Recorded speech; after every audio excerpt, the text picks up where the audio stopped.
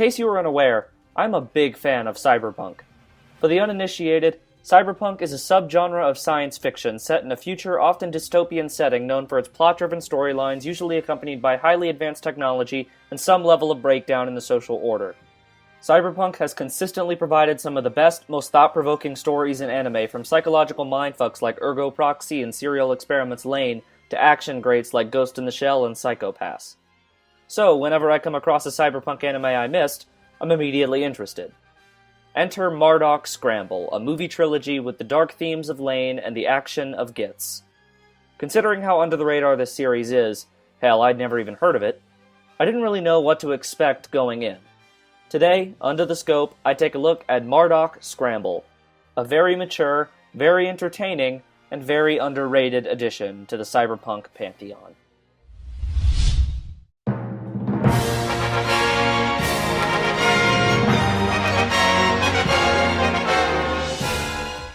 Mardock Scramble's story is quite simple actually, though it may be a little hard to decipher.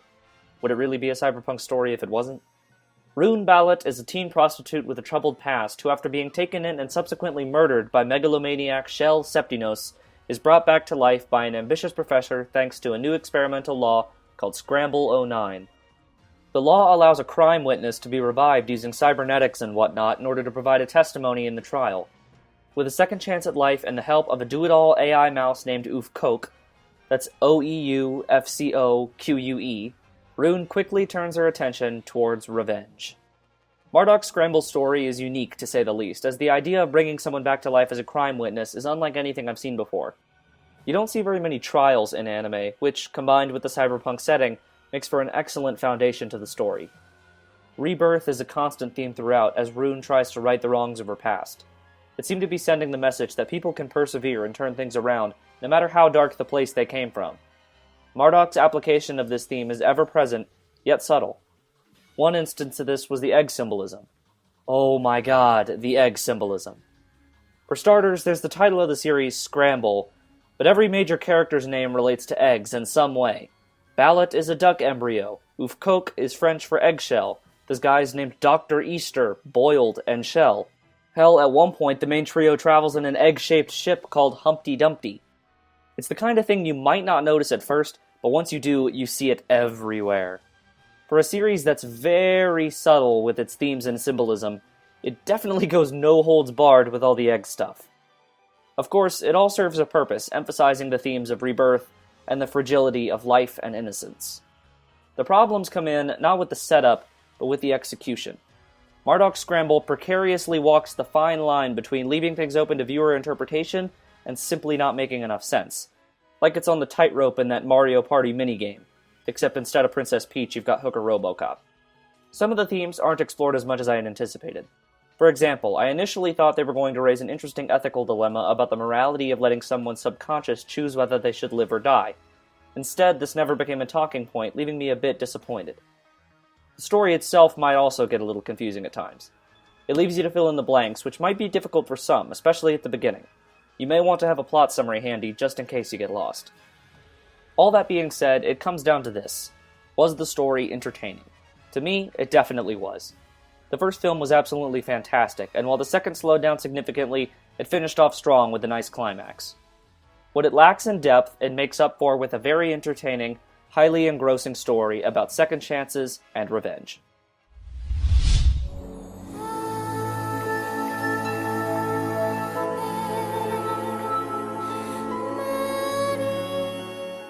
The problem with the plot-driven story is often that what it does in plot development, it lacks in character development.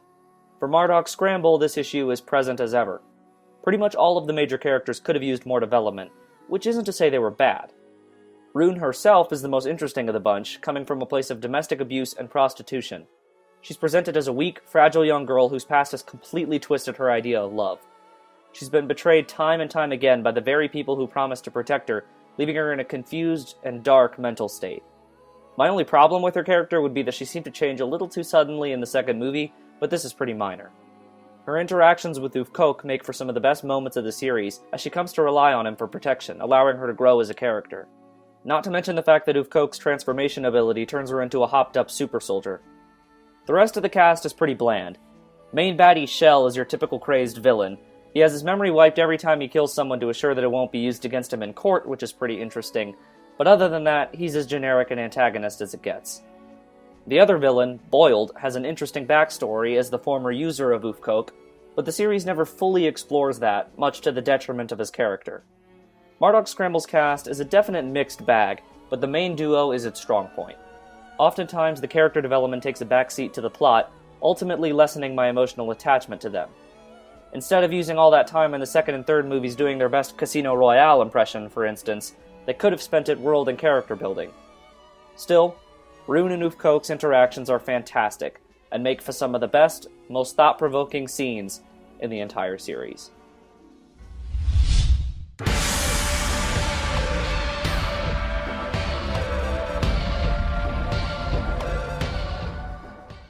This is animation at its finest.